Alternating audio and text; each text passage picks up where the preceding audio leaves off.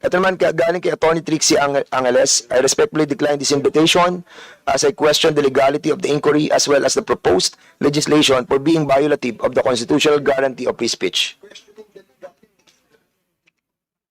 Is she a lawyer? Is she a lawyer? Yes, Attorney Trixie. A lawyer. I think, attorney. So what's the pleasure of the body? Mr. Chairman, I might have two motions, Mr. Chairman. First motion, Mr. Chairman, is to issue a show cause order to Attorney what? Trixie Angeles. Attorney Angeles. Show cause din yan. That is my first motion, Mr. Chairman. Okay, about the... I second the motion. Duly seconded. Any objection? Hearing none, the said motion is now approved. My second motion, Mr. Chairman, is for the legal department of this House to study if ever there is a violation because he is an officer of the court. And he should respect the constitutional duty of Congress. And question of legality, Mr. Chairman, I respectfully move that we will consult the legal department of this House for a possible disbarment case against Attorney Trixie, ano apelyido? Angeles po. So move, Mr. Chairman. The COMSEC is hereby directed. Oh, no, it's a motion. So there's a motion to... Second. Wait. Your motion is to ask the legal The department. legal department for a possible disbursement case against Attorney Trixie Angeles. So there's a motion cited by Congressman Paduano. Any second the motion? Duly seconded. Any objection? Hearing none, the said motion is now approved. But for the meantime, going back to the administrative matter, Congressman Chairman Chairman Paduano, have something to say? Thank you, Mr. Chairman. Just a matter of procedure, Mr. Chairman.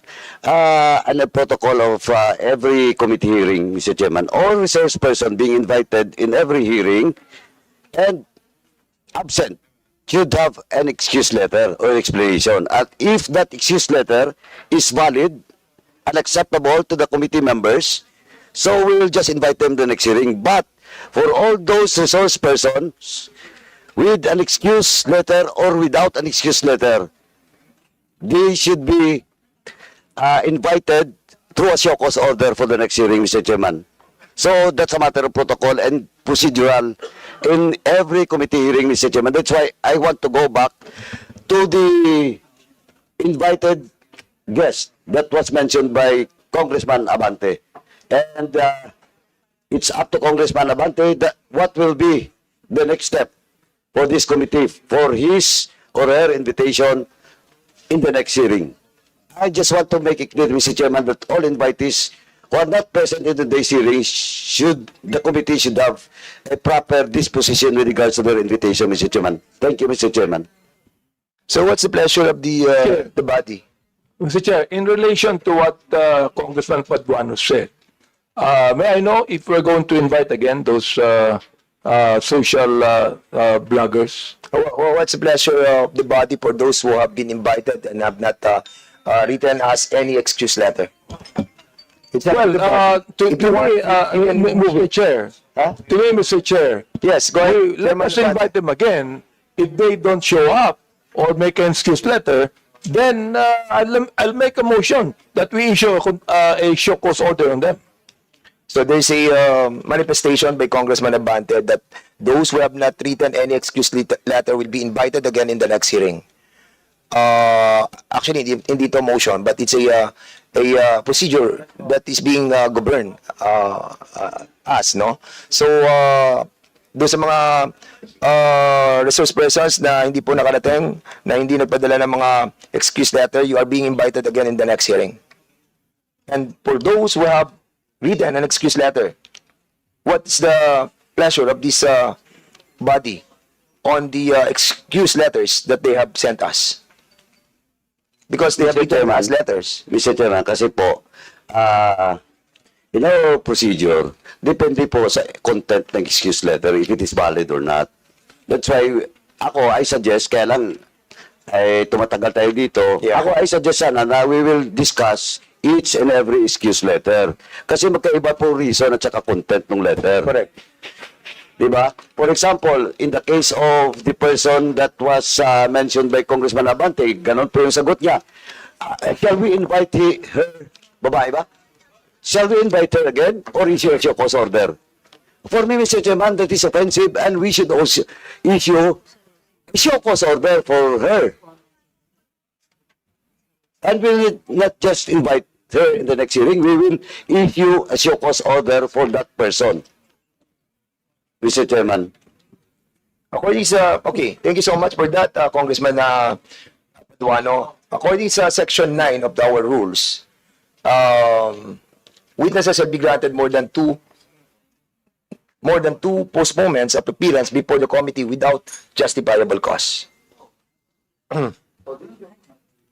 So we can issue a show cause order because wala silang justifiable reason. Mr. Chairman, Yes, Congressman Ako, please. we must distinguish the resource person who was invited but did not offer any excuse from the resource person who was invited but came up with a letter excuse. So why should we treat them the same? According to our protocols, as we have done in the previous committee hearings, those invited persons who did not offer any excuse, the next order is for them, for the committee to issue a show cause order to explain why. And for those people who offered an excuse for their absence, it's up for the committee to determine whether the excuse is acceptable or not. Thank you, Mr. Chair. Okay, I think we have so many excuse letters that were given to us by the COMSEC. Mr. Chair, And particularly, yes, the excuse order, the excuse letter of this Miss Elizabeth Joey Cruz. She said, I know that the time of the committee is precious and I am coming from deep concern on prudent utilization of public resources. Mr. Chair, this is contemptible. This is not respecting this committee.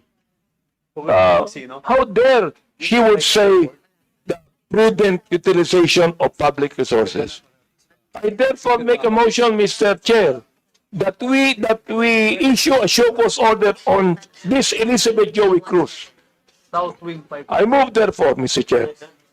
so there's a motion to issue a show cause order to that resource person. What's the name? Elizabeth Cruz. And there was a second motion. Any objection? Hearing that, the said motion is now approved. Yun po yung merong excuse letter. And there's still a lot. Like, for example, yung kay Sean Wayne, kay Maui Spencer, kay Ethel Garcia. But you have to read the content of their excuse letter. Like, for example, one of these, you want to move on this, or you want to discuss this on a later part of the discussion? Or you want to have an omnibus motion with all of this, But there are excuse letters which are valid. Like, for example, this personality, nasa Singapore siya. So, katulad nito, out of the country, si Maui Spencer, for not being there in our country yet. Nasa Singapore siya for vacation. So, I think, excuse yung kanyang, yung Tony Abiles, sige. After having discussion with my lawyer, isa-isa na natin to kung gusto nyo. Okay, after having discussion with my lawyers, I regret to inform you that I won't be attending the hearing today because the objective of the hearing is an attempt to curtail the people's right to expression.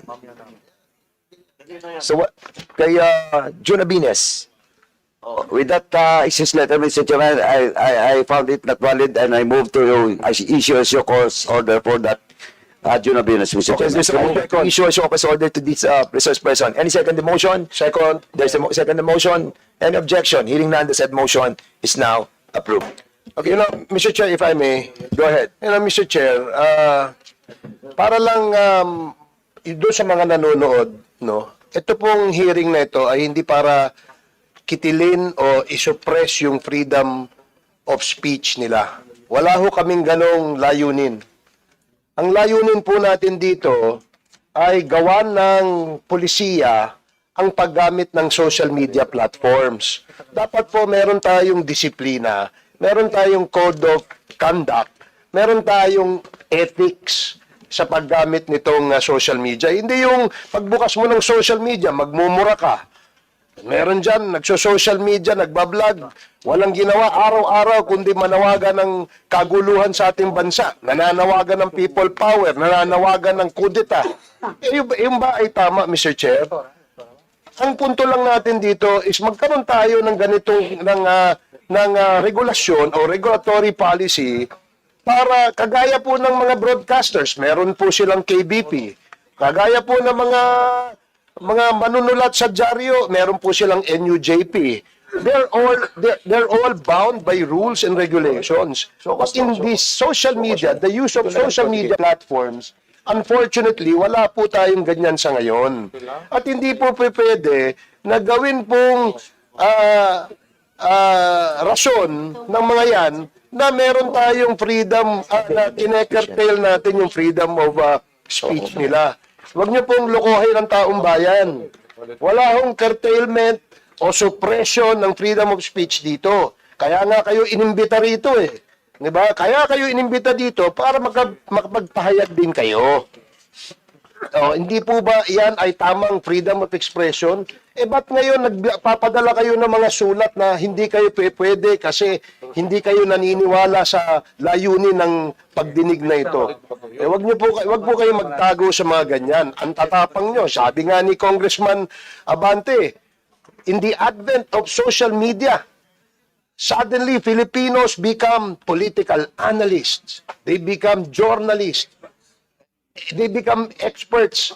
We need your wisdom. Diba? Kayo, ang gagaling nyo magtuligsa eh. Dito nyo gawin para nang sa ganun, makagawa tayo ng isang pulisiya na hindi po maabuso ito. Ngayon, nandiyan kayo sa social media. Kung mag-retire kayo, wala na kayo, hindi na kayo nagbablog.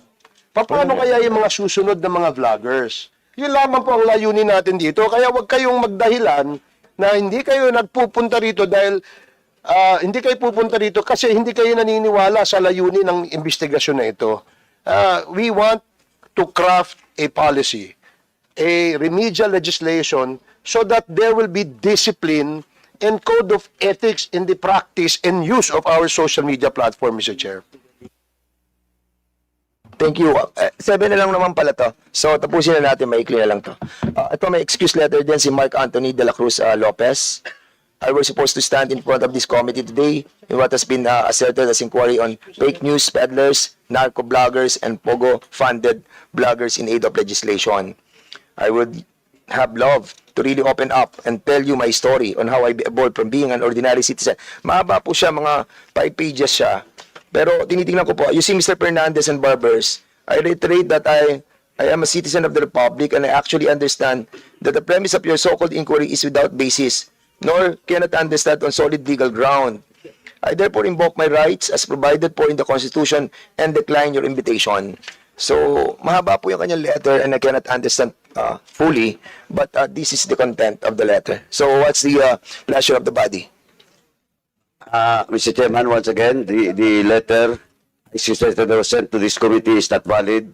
I move to issue a cause order for that invited guest. Okay, if there's a motion to issue a cause order to Mr. Mark Anthony Lopez. Any second the motion? Second. Any objection? Hearing none? Yes, the said motion is now approved. Okay, ito naman galing kay Attorney Trixie Angeles. I respectfully decline this invitation as I question the legality of the inquiry as well as the proposed legislation for being violative of the constitutional guarantee of free speech. Is she a lawyer? Is she a lawyer? Yes, Attorney Trixie. A lawyer. I think, attorney. So what's the pleasure of the body? Mr. Chairman, I might have two motions, Mr. Chairman. First motion, Mr. Chairman, is to issue a show cause order to Attorney what? Trixie Angeles. Attorney Angeles. Show cause din yan. That is my first motion, Mr. Chairman. Okay, about the... I second the motion. Duly seconded. Any objection? Hearing none, the said motion is now approved. My second motion, Mr. Chairman, is for the legal department of this House to study if ever there is a violation because he is an officer of the court. And he should respect the constitutional duty of Congress. And question of legality, Mr. Chairman, I respectfully move that we will consult the legal department of this House for a possible disbarment case against Attorney Trexie, ano apelyido? Angeles po. So move, Mr. Chairman. The COMSEC is hereby directed. Oh, no, it's a motion. So there's a motion to. Second. Wait. Your motion is to ask the legal The department. legal department for a possible disbursement case against Attorney Tricia Angeles. So there's a motion cited by Congressman Paduano. Any second the motion? Duly seconded. Any objection? Hearing none, the said motion is now approved. About Richard Mata, thank you for your invitation. I just received this yesterday, just a day before the event. I consulted my lawyer and was advised not to attend. The late invitation plus the unclear purpose of the event, we support the freedom of speech. So, what's the pleasure of this body? The same thing with the others, Mr. Chair. I would like to make a motion I think to we have a issue Coach Choco's order.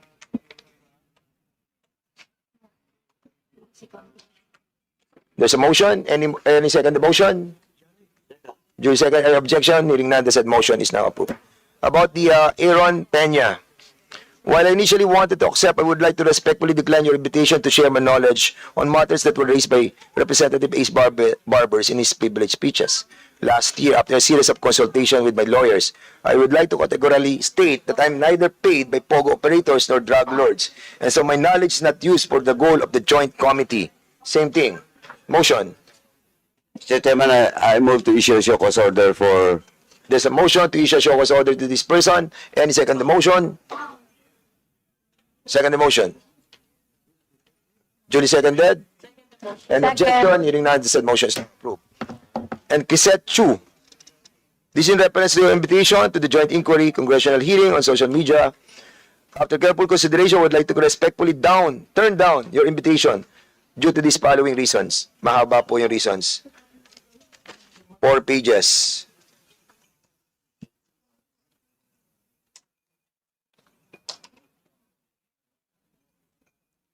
And sa nababasa ko ba, ang tema niya ay justification of the laws protecting their rights. So I think, what's the pleasure again? I think it's not about health reasons or whatever. It's also justifying not to be present on today's hearing. Once again, Mr. Chairman, I move to issue a show cause order There's for a the motion mentioned to invited guests. show cause order to Ms. Crisette Chu, and this was duly seconded. Hearing no objection, the said motion is now approved. About the Sean Wayne, it's a long excuse as well. No health issues and not out of the country. So I think same. No, it's not out of the country. So, nag-decline lang siya. And this goes also to Miss Ethel Garcia, para yun na po yung lahat natin. So, dalawa po sila. Same naman ang reason almost. Mr. Chairman, I move that we issue a show cause order for both the invitees that was mentioned by the chairman. So There's move, a Mr. Chairman. motion to issue show cause order to Miss Ethel Garcia and Sean Wayne. Duly seconded. Any objection? Hearing none, the said motion is now approved. So now we will be Mr. Chairman, just one last admin. 11:30 na. Go ahead. Mr. Chairman, the committee has received a letter coming from the Philippine Entertainment Portal, and they're requesting for their presence to be invited in the next hearing, Mr. Chairman, so that they can also give some inputs with regards to the House resolution that we are tackling in today's hearing, Mr. Chairman. So move, Mr. Okay, Chairman. so we will be inviting them over as well. There's a motion duly seconded by Congressman Luiso. Any objection? The said motion on the said motion. Hearing no objection, the said motion is now approved. Yo, what's up mga tropa pips? So, ano kayo ngayon? Di yung pala maduduwag din kayo sa inyong mga pinagsasasabi sa SOCMED. Akala nyo kung sino kayong ketatapang.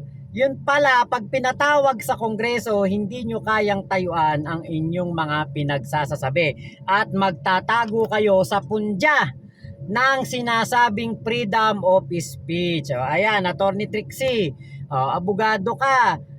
Dapat alam mo kung ano ang mga batas, kung ano yung mga hindi dapat sinasabi, at kung ano ang kumbaga yung pwedeng maging dahilan ng disbarment mo. Pero dahil sa iyong pagiging pangahas at tingin ko pagiging bitter dahil sinibak ka sa iyong pwesto sa pamahalaan ng ating Pangulong Bongbong Marcos, kung ano-ano na ang iyong pinagsasabi ngayon, at nako, sumama ka pa sa mga fake news peddler. Napanood ko yung isang video ni Trixie na sinasabi niya, gutom, gutom, gutom, puro gutom.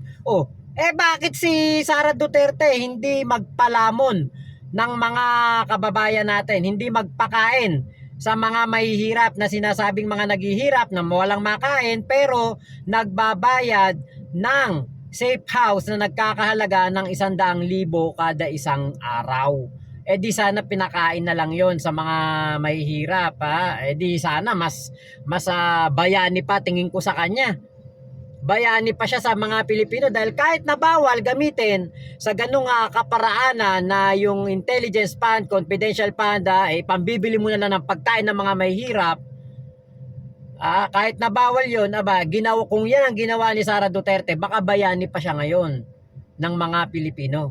Baka ipagtayo pa siya ng rebulto sa sobrang kabayanihan niya, di ba? Pero wala Attorney Trixie, at sa lahat ng mga bumabati ko sa Pangulong Bongbong Marcos, sa Quadcom, sa gobyerno, nasaan na yung mga angas nyo?